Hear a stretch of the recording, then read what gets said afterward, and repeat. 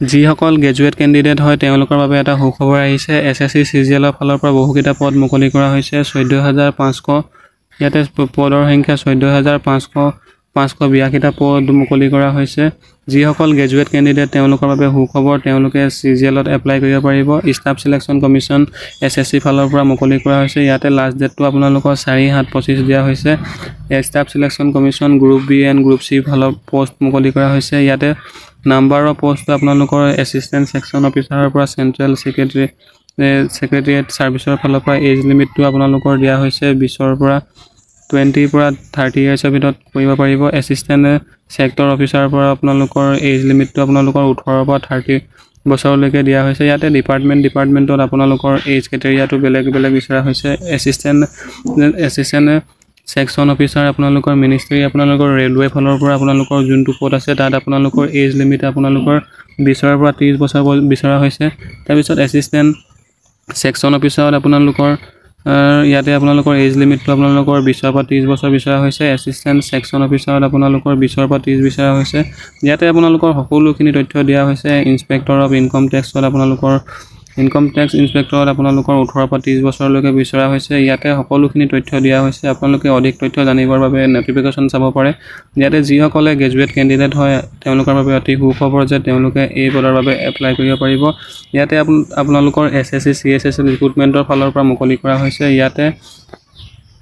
ইয়াতে দিয়া হৈছে 14,582টা পোষ্ট ইয়াতে এপ্ৰক্স দিয়া হৈছে। ইয়াতে আপোনালোকৰ +2 হ'ব আৰু পোষ্টটো ইয়াতে এজ ৰিলেক্সেশ্যন আপোনালোকৰ দিয়া হৈছে।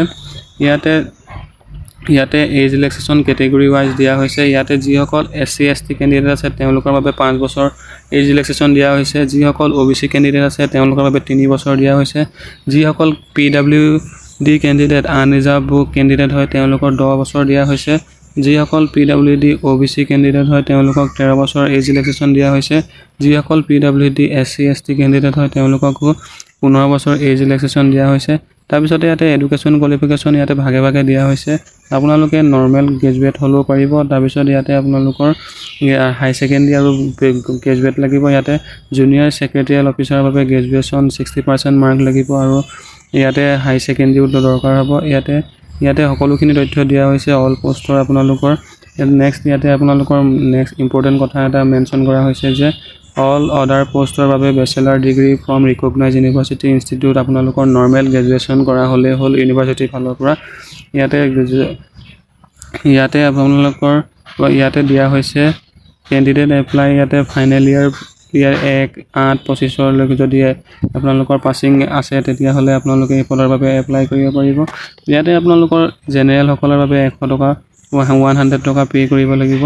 তাৰপিছতে আপোনালোকৰ ST ST বা ওমেন বা এক্স ছাৰ্ভিচমেন কেণ্ডিডেটসকলৰ বাবে কোনো ধৰণৰ ফিজ লোৱা নহয় আৰু পে'মেণ্ট মোডটো আপোনালোকে debit card, credit card, SBI বা নেট বেংকিঙৰ যোগেদি কৰিব পাৰিব। ইয়াতে পে'মেণ্টত কোনো অসুবিধা নহয়। তাৰপিছতে ইয়াতে আপোনালোকৰ নৰ্থ ইষ্টৰ ষ্টেটকেইটা আপোনালোকৰ ইয়াতে মেনশ্যন কৰা হৈছে। ইটানগৰ, ধুবুৰী, গুৱাহাটী, দিছপুৰ, যোৰহাট, শিলচৰ, ডিমাপুৰ, কহিমা, শ্বিলং, ইম্ফল। তাৰপিছত ইয়াতে আপোনালোকৰ আগৰতলা, আইজল ইয়াতে সকলোখিনি দিয়া হৈছে।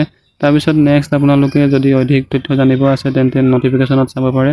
তাৰপিছতে ইয়াতে আপোনালোকৰ ষ্টাৰ্টিং ডেটটো 9 জুনৰ পৰা এপ্লাই হ'ব আৰু লাষ্ট ডেটটো আপোনালোকৰ ষ্টাৰ্টিং ডেটটো আপোনালোকৰ 9 জুনৰ পৰা এপ্লাই হ'ব আৰু last date of submission of online application 4 জুলাইৰ ভিতৰত আপোনালোকে এই পদৰ বাবে এপ্লাই কৰিব পাৰিব। তাৰপিছতে আপোনালোকৰ date of SSC CGL Tier 1টো আপোনালোকৰ 13 আগষ্টৰ পৰা 30 আগষ্টৰ ভিতৰত হ'ব। তাৰপিছত আপোনালোকৰ ইয়াতে ডেট অফ Tier 2টো আপোনালোকৰ ডিচেম্বৰ 25ত হ'ব বুলি ইয়াতে মেনশ্যন কৰা হৈছে।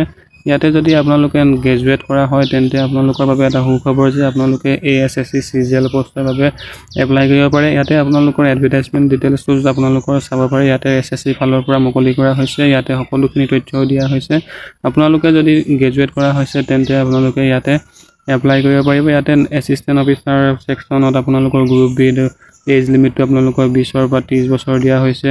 তাৰপিছত ইয়াতে আপোনালোকৰ এছিষ্টেণ্ট অফিচাৰ আপোনালোকৰ ইণ্টেলিজেন্স ব্ৰাঞ্চবোৰ পৰা আপোনালোকৰ গ্ৰুপ Bৰ পৰা 18ৰ পৰা 30 বছৰলৈকে দিয়া হৈছে। ইয়াতে ভাগে আপোনালোকৰ পোষ্টৰ লগত আপোনালোকৰ ইয়াতে ডিভাইড কৰা হৈছে এজটো আপোনালোকৰ পে লেভেলটো আপোনালোকৰ ইয়াতে দিয়া হৈছে ইয়াতে আপোনালোকৰ পে লেভেলটো যিসকলে ইয়াতে পে লেভেলটো দিয়া হৈছে যি লেভেল 6 পোষ্টৰ বাবে 35,400 পৰা 1,12,400 টকালৈকে পে কৰা হ'ব ইয়াতে সকলোখিনি তথ্য দিয়া হৈছে তাৰ পিছতে ইয়াতে আপোনালোকৰ সকলোখিনি দিয়া হৈছে পে লেভেল 5ৰ বাবে ইয়াতে 29,200 পৰা পে লেভেল যিসকলৰ পে লেভেল 5ত এপ্লাই কৰিব তেওঁলোকৰ বাবে 29,200 পৰা 92,300 টকা পৰ্যন্ত ইয়াতে পে কৰা হ'ব লেভেল 4ৰ বাবে ইয়াতে 25,500 পৰা আপোনালোকৰ 81,100 টকা পে কৰা হ'ব ইয়াতে আপোনালোকৰ ভাগে ভাগে সকলোখিনি তথ্য দিয়া হৈছে যিসকল গ্ৰেজুৱেট কেণ্ডিডেট হয় তেওঁলোকৰ বাবে এটা সুখবৰ তেওঁলোকে SSC CGLত এপ্লাই কৰিব পাৰিব এজ লিমিটটো আপোনালোকৰ ইয়াতে দিয়া হৈছে 2,898 পৰা আপোনালোকৰ 2007ৰ ভিতৰত হ'ব লাগিব তেতিয়া আপোনালোকে এপ্লাই কৰিব পাৰিব এই তাৰ পিছত ইয়াতে যদি আপোনালোকে এপ্লাই কৰিম বুলি ভাবিছে তেন্তে অতি শীঘ্ৰে এপ্লাই কৰিব পাৰিব নটিফিকেশ্যন ইতিমধ্যে মুকলি হৈ গ'ল আপোনালোকে যদি ইচ্ছুক এই পদৰ বাবে এপ্লাই কৰক ধন্যবাদ